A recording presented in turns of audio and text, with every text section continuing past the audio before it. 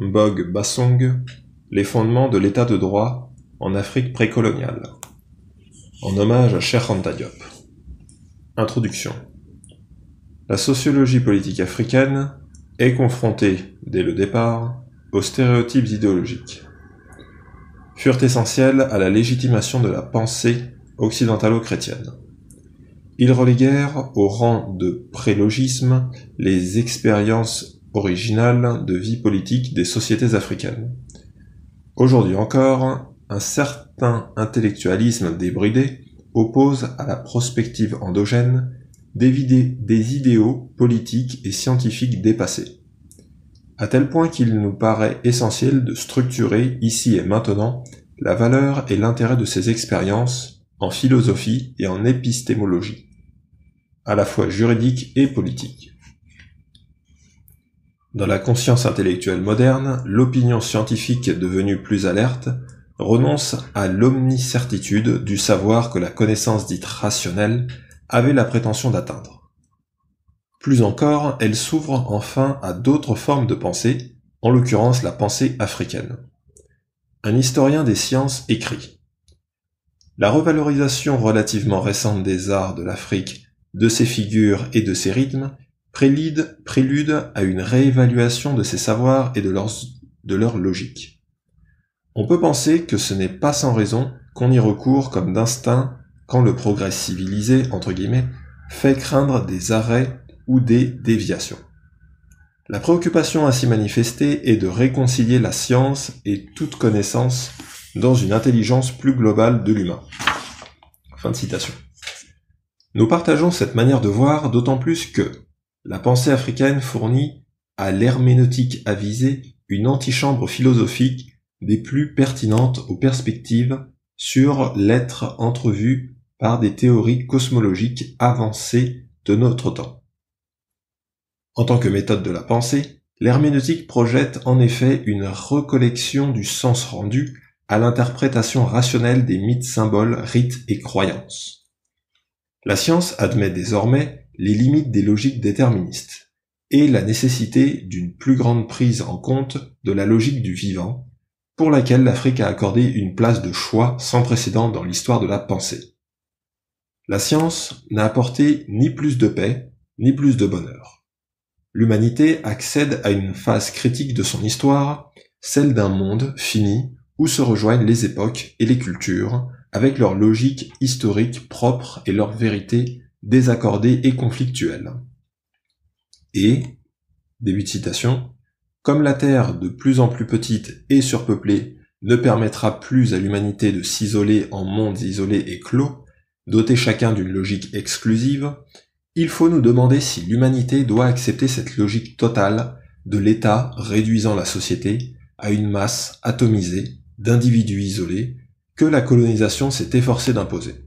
Fin de citation. Ce n'est plus uniquement au procès de la science que nous assistons. Il y a aussi celui du monde de régulation politique dominant imposé à l'humanité tout entière par la colonisation. Une question se pose désormais. Comment valoriser la diversité culturelle comme une richesse, assurer une meilleure utilisation des ressources terrestres épuisables, sans pour autant compromettre la vie, les équilibres sociologiques acquis, le progrès et le développement humain rendus précaires par l'illusion scientiste, les lois de la régulation par le marché, l'individualisme anthropologique et l'administration centralisée, tous véhiculés par le modèle dominant. Autant de questions qui font que la présente contribution s'inscrit dans cette autre considération, manifestée au temps de la revendication d'une culture africaine authentique et cohérente, celui de ses prétentions à la vérité éthique, esthétique et herméneutique. Nous ne nous attarderons pas, par cette raison, sur les considérations ethnologiques du pseudo-darwinisme racial de l'idéologie conquérante. Toutefois, il convient de rappeler certains aspects essentiels de l'histoire qui expliquent en partie l'esprit de cette démarche. Les nombreuses cautions morales accordées à la mission dite civilisatrice ont été fondées en droit comme en philosophie la supériorité de la race blanche. Les sociétés africaines étudiées étant alors qualifiées de sociétés sans État, anarchique, archaïque, etc. L'idée était d'y justifier aussi, après coup, une influence occidentaloïde, contre nature et contre culture, des empires d'Égypte, du Ghana, du Mali, etc. Présumé culturellement et scientifiquement avancé pour être le seul fait des sociétés négro-africaines, observé et analysé dans un état de régression historique. Si les controverses au sujet de ces débats n'ont plus cours, la nécessité d'une meilleure appréhension de la réalité historique nous incite en revanche à interroger avec un intérêt accru la spécificité et la nature des phénomènes politiques africains. Ceci avec comme moyen d'investigation la science, maintenant qu'il est acquis par tous que les sociétés humaines produisent du politique et sont toutes perméables aux fluides historiques. Les traditions déterministes et réductionnistes naguère rompues à cette inflation racialiste d'une pensée ceinturant l'histoire cèdent enfin le pas à la perspective dynamiste, même si de manière discrète, certains auteurs embrigadent le débat historique de fond pour s'en tenir à une anthropologie politique, sans un fond expositoire objectivé par la dynamique évolutive ou involutive du temps. Nous sommes en 1967, il faudra attendre 14 années pour que soit enfin envisagée la problématique épistémologique africaine, sous un angle historico-anthropologique. L'audace est à la hauteur des enjeux. L'auteur du livre intitulé « Problème de l'anthropologie et de l'histoire africaine » traite en son chapitre 4 de « La succession des États en 54 siècles et ses lois tendancielles ». Étude pénétrante qui, selon les propres termes de l'auteur, ne vise à rien moins qu'à contribuer à la clarification de certains problèmes épineux sans laquelle la décolonisation de la science en général, de l'anthropologie et de l'histoire de l'Afrique en particulier resterait un vain mot. En clair, il s'agit bien de lever les obstacles épistémologiques qui inhibent le déploiement de la pensée politique africaine.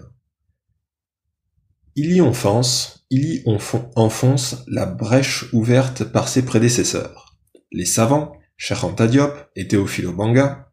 Son effort de rationalisation et de potentialisation ontologique de l'histoire rend ainsi possible une densification théorique de la réalité sociopolitique africaine.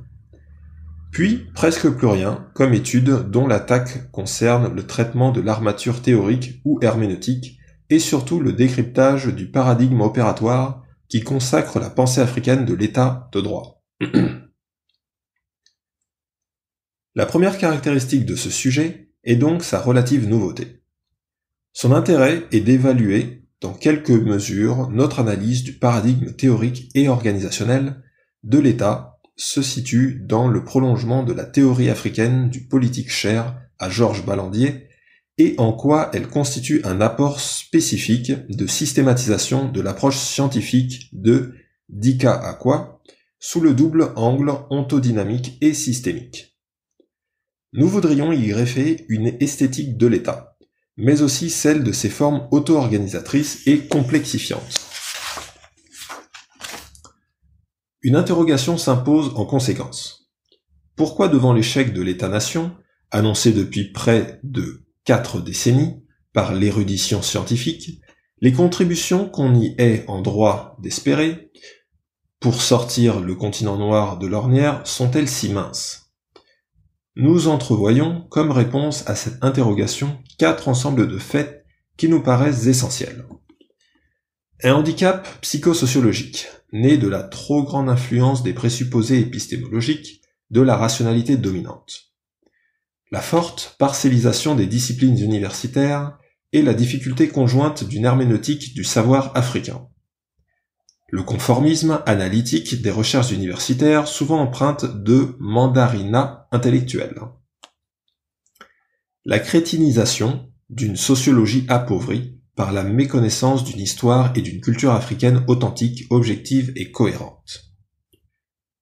Ces 4 ensembles vont influencer l'orientation de notre problématique, la rationalisation des enjeux scientifiques et la contextualisation de notre démarche de conceptualisation.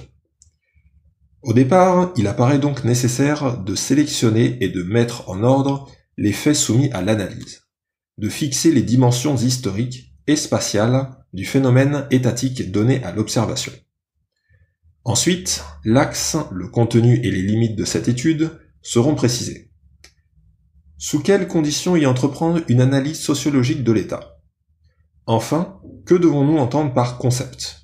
Quelles hypothèses de travail et modèles d'analyse doivent accompagner la démarche de conceptualisation en termes de choix de la méthode et du plan d'étude? Pour chacun de ces 3 points respectifs, nous essaierons chaque fois de poser clairement une problématique de départ.